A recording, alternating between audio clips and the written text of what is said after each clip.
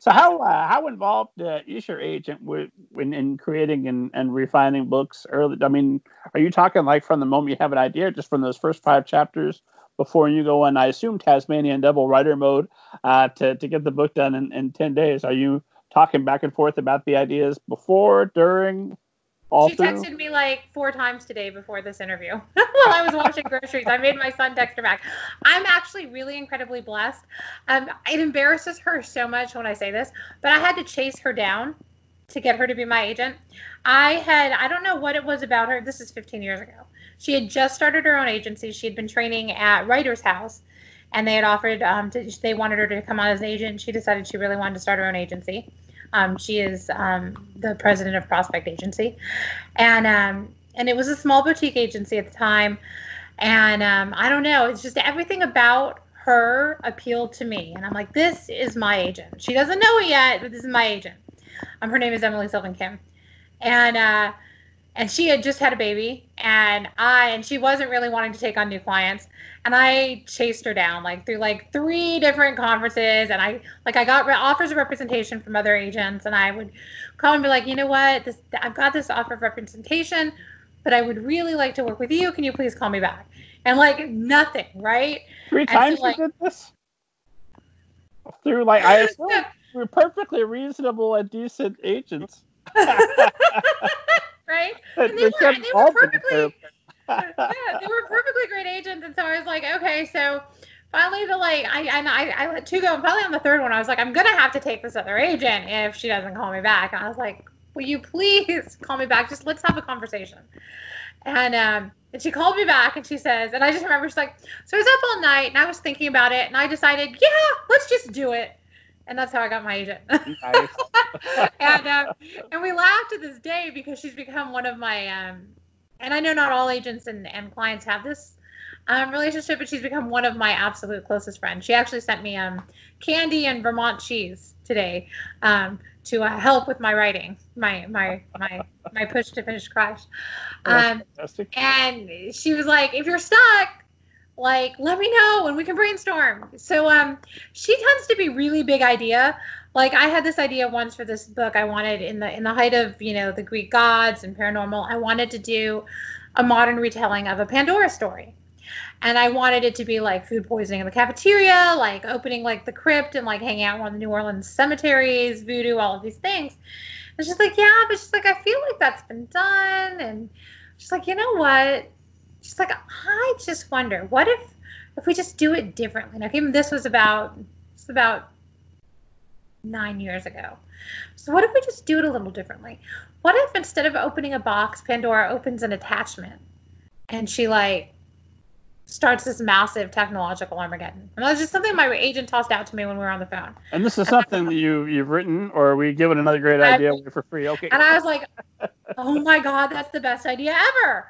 And she's like, yeah, it kind of is. And then the first thing I did was I tried to give it away. I was like, you should let John, who was one of her writers who was big in like cyber books and that kind of thing, you should let John write that. I can't write that book. She's like, no, you're going to write me that book because you can do it. And that was at the same time that Stuxnet had come out, and nobody knew who was responsible for it yet. Do you know what Stuxnet is? Nope. It's the blended threat that was conceived of under Bush and implemented under Obama to bring down the Iranian nuclear program.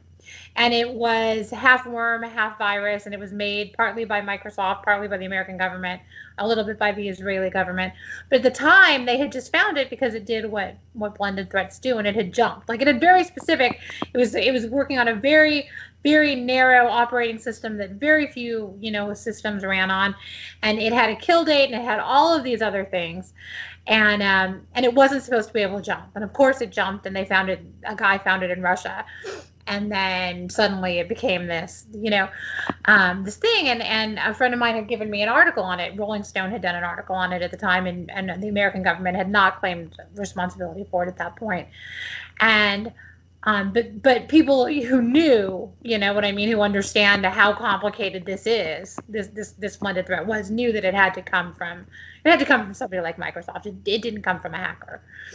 And so anyway, I just kept thinking about that in reference to what my agent had said, and then I created this virus, this blended threat that they Stuxnet-like that you could upload into a massive multiplayer online game. Like I chose like the most popular in the world, hence the and I haven't told you the title yet. And then it kind of spreads that way, and it takes down everything.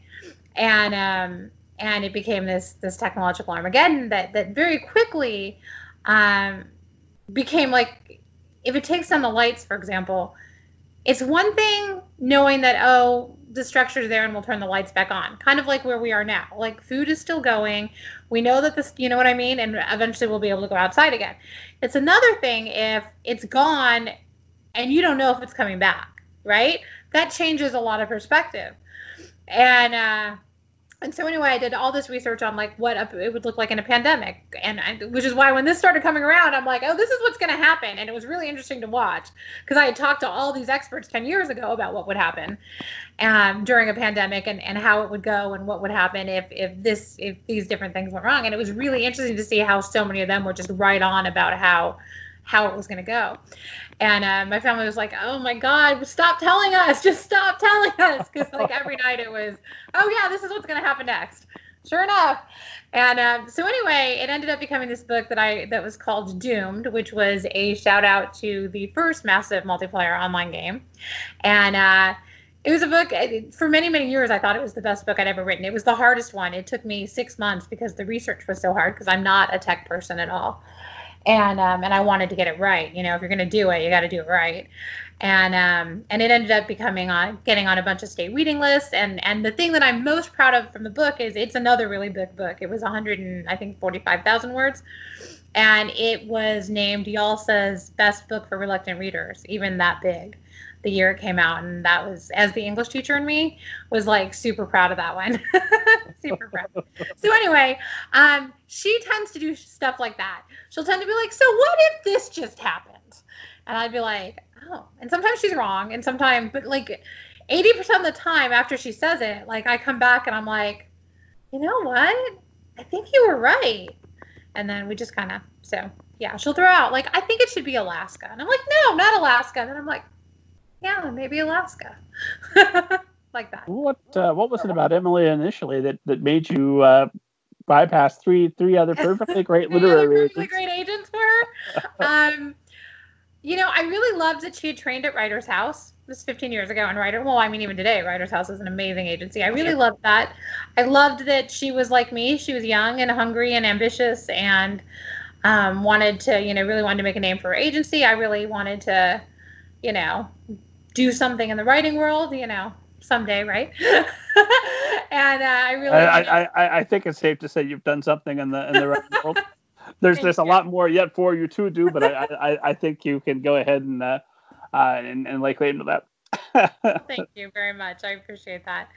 And so anyway, there was just a lot there. Her website at the time, I just really liked what her website looked like and what it said, and there was just everything about her just had the vibe that I wanted. And then I met her at a conference, and she's like, "Oh my gosh, I've been wanting to talk to you. I've been wanting, And then we were supposed to have a drink, and then it never happened. And I knew even then, like, I just really like her.